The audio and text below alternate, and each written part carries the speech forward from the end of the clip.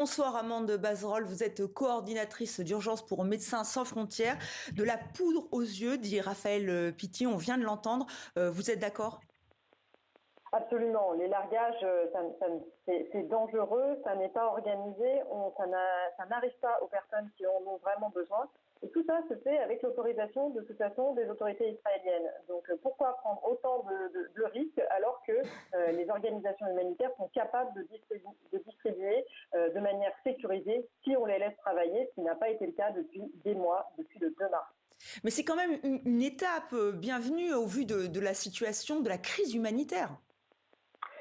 Ça pourrait être une étape bienvenue, sauf que, à nouveau, puisque c'est de toute façon autorisé par les autorités israéliennes, c'est vraiment très dangereux. Enfin, je ne vois pas pourquoi il faudrait passer par cette étape-là, en fait. Les camions sont là en train d'attendre depuis des mois. Il suffit d'ouvrir les portes et de les laisser passer en quantité suffisante pour pouvoir approvisionner tout le monde, ce qui n'a pas été le cas jusqu'à présent et ce qui a entraîné, de fait, des pillages. Mais cette insécurité n'a lieu que parce qu'elle est orchestrée. Alors il faudrait combien? Entre 6 000 et 10 000 tonnes d'aide humanitaire, on en est encore loin?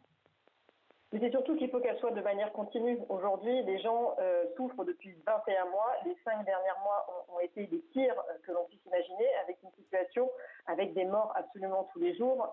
Il est absolument insoutenable que, quelle que soit la façon dont ce soit organisé aujourd'hui, il y ait des morts dues à des distributions de nourriture. Que ce soit le risque du largage, que ce soit la Gaza Humanitarian Foundation, ou que ce soit quand on laisse trop peu de camions rentrer dans la bande de Gaza. Et ce que vous expliquez aussi, c'est bien d'avoir effectivement de l'aide humanitaire, mais qu'il faut l'accompagner. Sinon, ça peut même être dangereux pour ces enfants qui souffrent de malnutrition.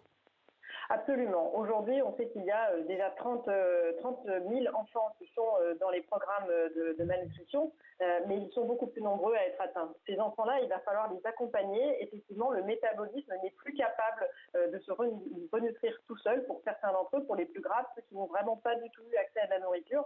Et donc ça, il va falloir les accompagner médicalement, sinon ça peut effectivement être presque, ça pourrait être néfaste, et on l'a vu dans d'autres circonstances.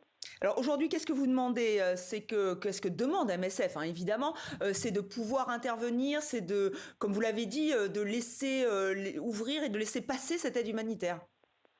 Absolument. Et déjà, la nourriture. 2 millions de personnes aujourd'hui qui sont sur le point de mourir et qui risquent de vraiment de mourir et qui, malgré l'entrée, risquent de continuer à mourir après cette situation terrible. Nous-mêmes, le médical viendra après. Il y a beaucoup plus de gens qui sont à risque aujourd'hui dû à cette famine que de gens qui, hélas, sont à risque du fait des bombardements qui restent constants, hein, qui n'ont pas du tout cessé depuis le début de cette guerre. Alors, Amande Bazerolles aussi, un point sur l'eau potable, c'est un autre problème criant. Israël a aussi fait un geste, il doit aller encore plus loin? Alors, c'est la seule qui soit reliée à l'électricité, mais à nouveau, on voit que c'est quelque chose qui aurait pu être fait depuis le début, qu'il a été fait pendant une très courte période pendant la trêve, mais sinon, ça n'a pas été fait. Et on ne comprend pas pourquoi. L'eau est absolument indispensable pour survivre, avant même la nourriture. Le fait d'être raccordé à l'électricité permet de produire 20 fois plus d'eau dans cette centrale que l'on ne pouvait pas faire tourner de la même manière, juste avec des générateurs, quand en plus, on avait des problèmes en approvisionnement en carburant. Donc l'eau est un problème central. Il faut non seulement la produire puisqu'elle est salée à Gaza, donc et la grande majorité des infrastructures ont été détruites pendant la guerre, et donc on tourne sur 3 très grandes principales stations et plein de petites unités de dessalement que l'on essaye de faire tourner pour être au plus proche des populations.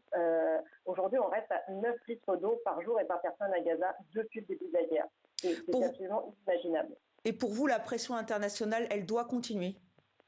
Absolument, elle doit continuer parce que ce qui est annoncé aujourd'hui, c'est vraiment, on ne sait pas jusqu'à quand ça va continuer. La population est à bout de souffle. Ça n'est pas si on laisse entrer quelques jours qu'on va pouvoir les remettre d'aplomb. Ça prendra énormément de temps. Il y aura des séquelles à vie pour certains d'entre eux de cette situation qu'ils viennent de vivre.